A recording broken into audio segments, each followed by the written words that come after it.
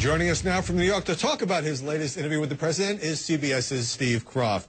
Now, Steve, you interviewed Obama during the campaign. You got the first interview after the election. Now this one. How did Steve Kroft become the go-to guy for the Obama White House? Well, I think it started off when he began his campaign back in Springfield a couple of years ago.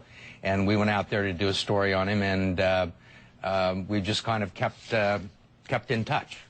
Unlike the... Also, I think I do want to say one of the Fresno papers did a story a couple of weeks ago about 60 Minutes now becoming sort of the premier political platform. I mean, we have a very, very big audience, much bigger than any other news audience in the country. And it's a good place for them to show. So it's not just your charming personality, in other words. I don't want to claim total credit for it. Unlike the first time, the post-election interview you did with Barack Obama, the president has been very much on the defensive this past week. Did you feel the need to be more aggressive on topics like the economy and AIG, for example? Yes, I think we asked him a lot of hard questions, but I have to say that I found him probably more relaxed this week than at any other time that I had interviewed him.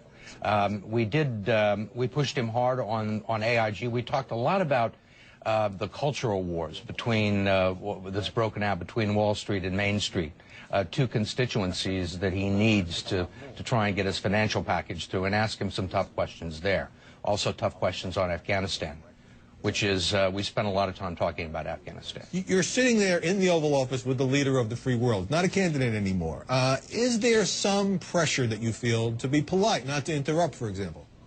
Absolutely. I think that interviews with presidents are different than almost anything else. They're sort of the last bastion of civility between the press and reporters, particularly when you're in the Oval Office. You're not supposed to wag your finger at him, and you're not supposed to it's supposed to be civil. And so you always try and keep that in mind. And what we tried to do is to engage him in a conversation. We started off, I talked to my producers, Frank Devine and Mike Radutsky, and as always, they prepared a list of questions, each of them for the president. I prepared my own list, and we had like 120 questions, which we had to narrow down to about 30. And didn't get to ask all of those. So you have to be very selective, and the key to what we do is to try and engage them in a conversation, to get them to talk about subjects in a way that they aren't necessarily asked about during the daily news conferences or press appearances.